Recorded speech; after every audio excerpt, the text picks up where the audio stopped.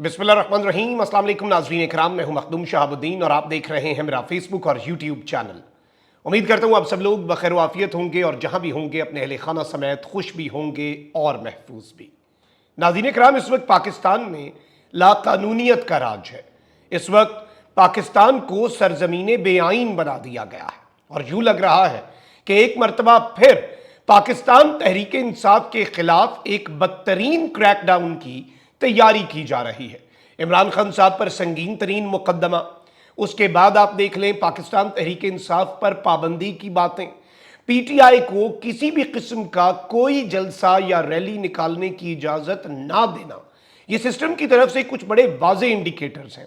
पाकिस्तान तहरीक इंसाफ के बहुत से लोगों का एक मरतबा फिर और काफ़ी अरसे की एक लंबी ब्रेक के बाद एबडक्ट होने का सिलसिला शुरू होना, और अब हाथ डाला गया है एक ऐसे ओहदे पर, एक ऐसे शख्स पर जो कि मेरे लिए ज़ाती तौर पे, और अगर आप इंटरनेशनली भी आप देखिएगा कि इसका बहुत ज़्यादा रद्द अमल आएगा। अब इस सब के अंदर उमर अयूब जो है उनकी गिरफ्तारी के लिए पहला कदम उठाया गया है और छापा मारा गया है।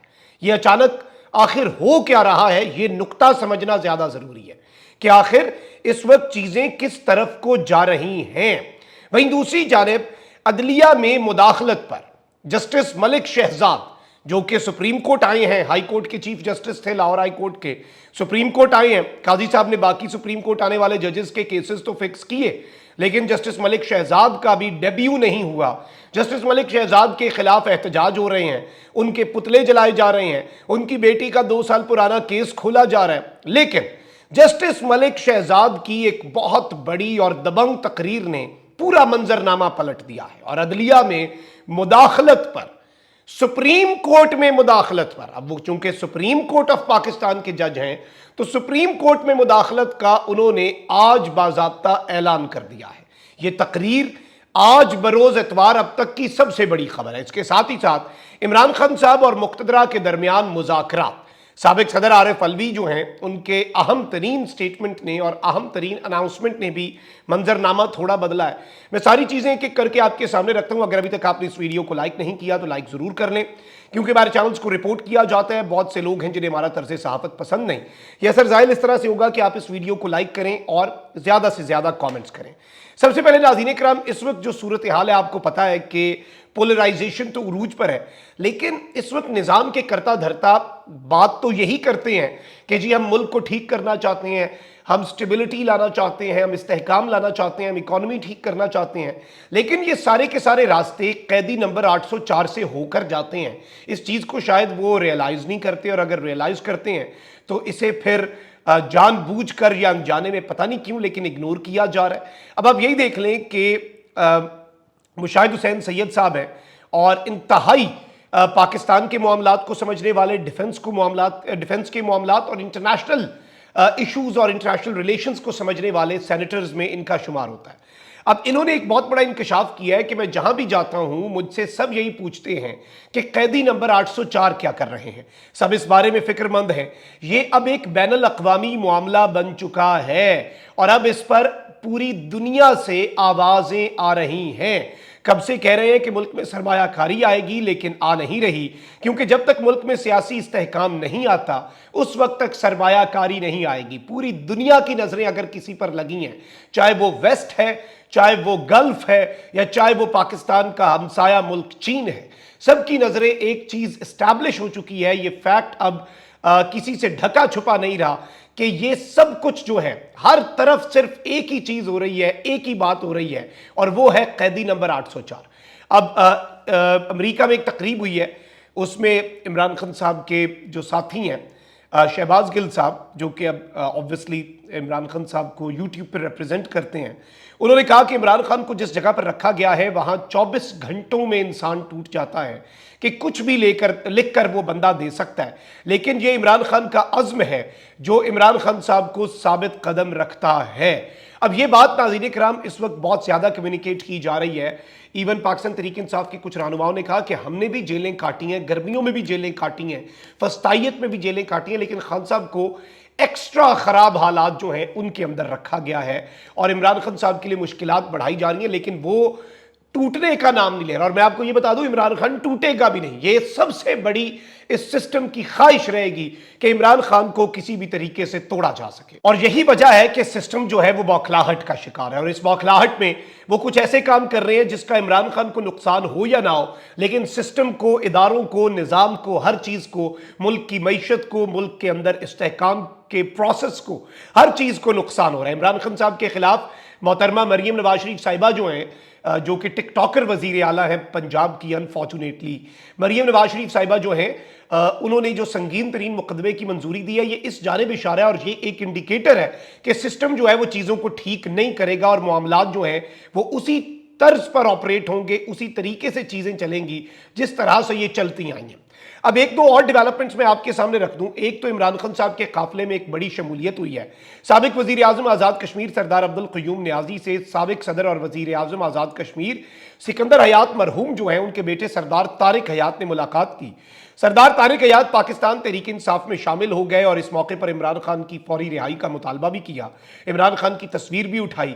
और मैं ये समझता हूं कि एक ऐसे वक्त पे जब पाकिस्तान तहरीक इंसाफ को दीवार से लगाया जा रहा है, हर पॉलिटिकल वॉइस का पाकिस्तान तहरीक इंसाफ और इमरान खान के साथ एसोसिएशन की ख्वाहिश, ये भी सिस्टम के लिए आई ओपनर है कि आज भी बड़े बड़े सियासतदान जो इवन पीटीआई को छोड़ के, देयर इज अ रीजन कि वो सिर्फ पीटीआई या कुछ नहीं, या सियासत ही नहीं करनी या पीटीआई, क्योंकि पब्लिक पल्स को समझने वाला हर सियासतदान जो है वो बाज़ाब्ता तौर पर आप अंदाजा भी नहीं कर सकते कि वो किस तरह से ऑपरेट करता है और किस तरह से सोचता है।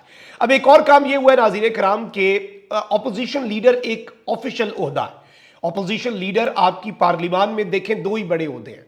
आपकी नेशनल असेंबली में एक लीडर ऑफ द हाउस है जो कि अनफॉर्चुनेटली शहबाज शरीफ साहब है। दूसरा आपकी पार्लियामेंट के अंदर एक लीडर ऑफ द ऑपोजिशन है जो कि उमर अयूब है। अब उमर अयूब जो है, इनके हवाले से इससे पहले भी एटीसी सरगोदा में इन्हें जिस तरह से घेरा गया, एक इंतहाई बुरा मैसेज गया इंटरनेशनली भी, अक्रॉस द बोर्ड, हर तरफ।